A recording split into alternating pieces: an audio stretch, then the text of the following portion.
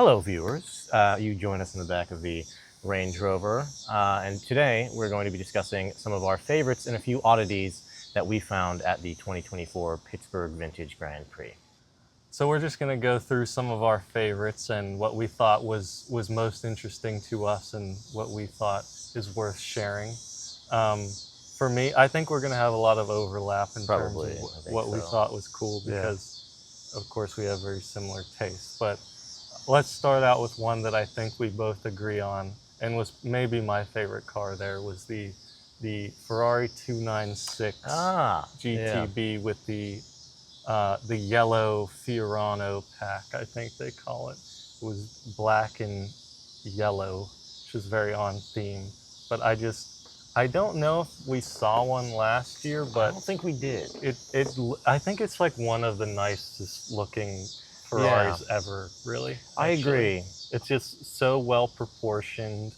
It's not offensive looking, especially in that color scheme. I've overheard people saying it was dumb, but I think it looks really good, specifically with the black and yellow. And like with red and blue, it kind of looks dumb, but this black and yellow looked very, very mean. It did.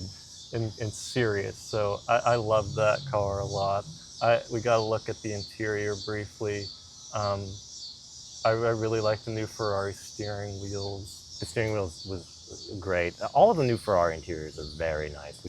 The 296 though, I think, I mean, it was very popular at the show. I think everybody was clamoring around it, and people who didn't really even know cars were very impressed not as by much as the Puro Sangue, though, which is weird. Which was interesting to see. Well, it's like that's a new car. Everybody wants to take a look at it. I think that the 296, I really like that car. I've only ever seen the 296 in photos online up until that point. And even online, I thought that it was a nice return to form for Ferrari. A lot of the most recent models have taken a little bit of a, I don't know, almost a McLaren-y Lamborghini approach, where there's a lot of hard lines. I said that the SF90 was the first Ferrari ever, I think, that had a frowning face or a scowling face. And I think this is a real return to form of a nice, simple mid-engine sports car that A, is small, and B, looks simple and elegant. It reminds me a lot of the 430. Yeah, I agree. In the way that it looks, I think. It's 430-ish. I think with the 458, even though I love that car to pieces, and I think the 458 is one of the best looking Ferraris in recent memory. I think that with that car, it kind of started the aggressive look to a lot of Ferrari models. And I think I think a car that recently blended that design very well was the 488 Pista, which we also saw. Yes, we'll go straight into that, because that is another car that I also really liked from the show, and I think one of the more underrated cars there that not enough people were looking at. It was very strange. Yeah. People were obsessed with the Puro Sangue, but there was a 488 Pista with a lovely color combination of red with a white and black stripe, and nobody seemed to care about that. That's a great looking car. One of the things that strikes me about the 488... Something I desire to own. Yes, 100%, yeah. But that car looks great from every angle, and you can get real up close to it, and there are just little details that are just lovely. Like all the mesh grills and all of the little aero, flets or whatever you call them, all throughout the front of the car. They all blend really nicely to meld with the overall design of the car, but looking at them individually, there's some really great design work going on there. Yeah, a lot of carbon fiber too that you would never really notice in a picture. Yeah, it was really cool to see that. Sort of sticking to the brand of Ferrari, there was also a lovely 599 GTB that was just sort of tucked away from everybody else. I didn't see anybody. Interestingly parked. It was almost hidden in the corner. There are a bunch of holes in the ground. Yeah, it was very strange, but I've always loved the 599, and I think those are, well, for a while I feel like they've gone down in price, especially the GTB models.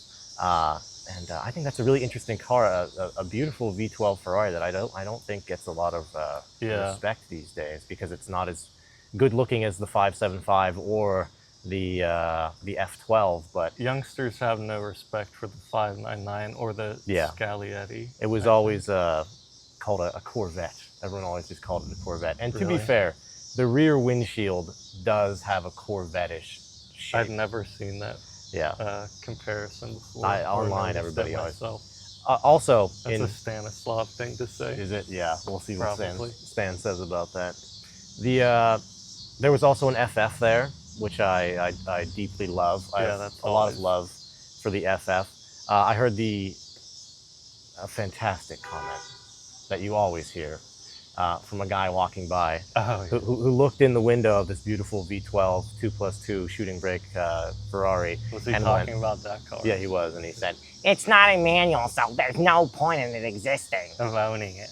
there's no point of owning it. Yeah, it's a classic. Yeah, never mind the beautiful interior, the lovely V12 engine, and the great styling. Yeah, I mean, that's just a super unique car that sadly we'll never get to see again, like a new version made again, but that is also a car I desire to own. Either that or a GTC 4 Lusso, but those are incredible examples of modern Ferraris, and I'm glad we got to see an FF again. It was there last year too, so glad it was there again. Going in a completely opposite direction from Ferraris, I think one of my favorite cars that we saw was I think it was a 1997 Toyota Century. That's a car I've always kind of been fond of, but I don't think I've ever seen one in person actually. So it was really cool to get a little bit of an up-close look at one of them. And the thing that really stood out to me above all else, really above anything else at the show, was just how lovely the paint quality was on the car. Like, it actually blew me away. It was like, oh, this is why this is like a very, executive, important car, luxury car. The paint, you can really tell, like even from a great distance, you can tell the paint on this car is some of the best I've ever seen. And it's how old is that? 26 years old now? Yeah. It was or very 27 years old. Very layered, very thick paint. And it looks more modern than I thought in person. Yeah. I don't know if it was just like that model year. The headlights are a bit more like rectangular blockish, which kind of looks like the newer model Centuries actually. So it looks pretty modern as well. And that's just a car I really like, and I would definitely like to own. Yeah. I'm not sure about the velour interior. It was old. It doesn't look old school. It doesn't look very good, but I feel like in practice, in terms of comfort, it would actually make sense to me. But it doesn't look very nice. It had the owner had put some nice lace covers on the seats. Those come with the. That comes with the car. Yeah, the lace. That's incredible. Curtains and headrest covers. I love that. It's very grand. It is. It's a very grand. Charming. It is charming, and I thought that was a custom touch. The fact that comes with the car is amazing. Yeah, I love little things like that, little extra mile details that manufacturers go to, like put into the car. I feel like you don't get a lot of that anymore, but those big executive saloons from the 90s were very special. V12 also. Yeah, that's fantastic. Along the lines of Japanese cars, there was a gaggle of K trucks there as well. And my particular favorite was this blue Honda Acti with really cool upholstery work done on the seats. They were like diamond stitched brown. It looked like an AMG, like a G-Wagon seat. Nice. It was super cute, and it was just super, super well done, I think. That color blue I've seen before on Actis that are for sale. I don't know if it's like a standard color, but the quality of the paint on this car was too good. Like, it must have been repainted. Yeah. But it was just an excellent example of a Honda Acti, and again, that's a car. I'm basically picking cars I want to buy. I know, yeah. But that is a car that I hopefully will own someday. That example of it was just perfect. There isn't much else to say about it other than it was just very much to my liking. Very, very well done. So I give the owner props, whoever it is. Another car that I saw there that was the first time seeing in person for me was a TVR Cicadas. Oh yeah, I actually totally forgot about that. That was really cool. I've never seen one of those. I mean, in America, you don't really, you don't get them. Apparently, the guy was saying that he got it from Canada, I guess. Yeah, I don't know. I'm not Right-hand familiar drive. with the import laws. I'm not either. But never seen one of those before, and it was in the lovely orange sunbursty kind of color. That's almost like a multicolored. Yeah, a multicolored paint. Depending on how you look at it in the sun. And it was a really striking car. It was very striking, and I think it got a lot of attention because, I mean, people have never seen that before here. And it's one of those cars I think that still looks pretty modern. It does. Today. It really does, actually, and it surprised me. Yeah. I wonder how much, I'm not sure how much they go for now. I'm not either. I'll look them up. I'll look it up. That would be a cool car for you to have, I think. I would love to have very something much like up that. your alley. Yeah, weird and like impractical and dangerous. Looks very cool. Yeah. Looks very It had the side pipes on that car, very cool. I also love the weird spoiler. It's just a clear piece of plexiglass or plastic. That was really cool. It's the first time I've ever seen a car with anything like that. It looks pretty DIY, but it is like, it's kind of old school racer style. I admire that. If any British people are watching, feel free to tell us how either amazing those cars are or how like terrible they are. Yeah, if they're worth purchasing. Yeah. In the U.S. somehow. I would love to know. And for the final car that I would consider one of my 5 favorites, if we've done 5, I don't know, but this is one of my favorite cars. There was a silver, I think it was a 2014 to 2016 era Rolls-Royce Wraith. That is all pretty much since they came out been my dream car, and it remains so. There was also a black one of a similar year, but I think the silver really brings out the elegance of a car like that. It's something I definitely noticed as well with the Toyota Century.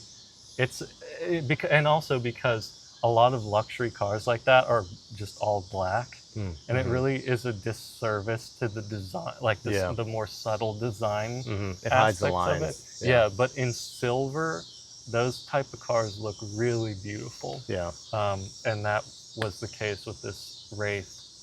It just looked, incredible. That it really reminds you of like the 1920s Rolls-Royces. Not so much so as like a Phantom Coupe, which is also one of my favorite vehicles, but it really gives off that super elegant Art Deco style of design you just don't see anywhere else in like modern automotive design. Yeah, that is my ultimate dream car, so I thought it fitting to end with that. Yeah.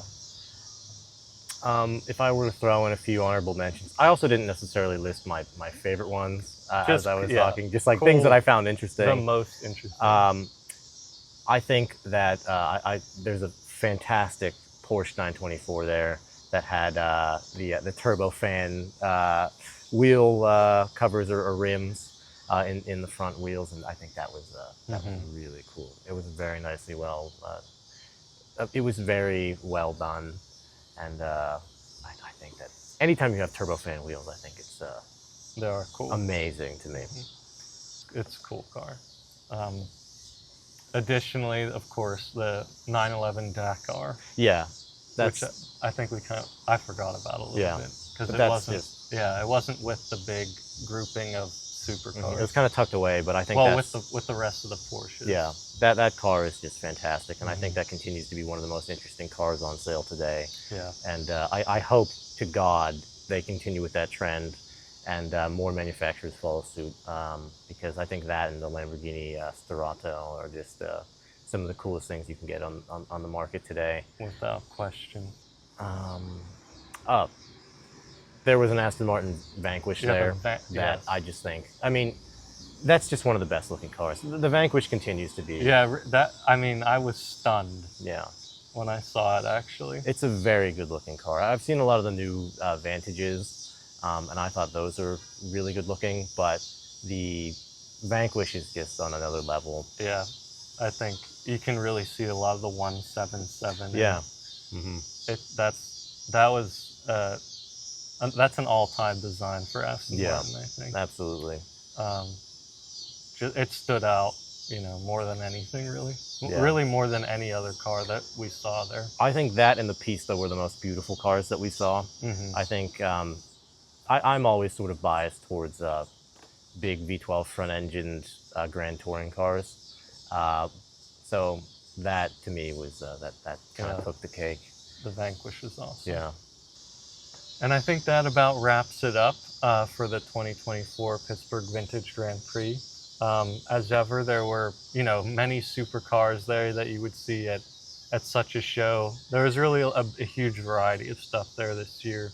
A lot of interesting stuff, but these were just our favorites. If you were there, let us know what your favorite cars were. And if you weren't there, let us know about the cars we talked about, what you would maybe have as opposed to those cars. And as ever, thank you very much for watching. Goodbye. I think I said as ever twice.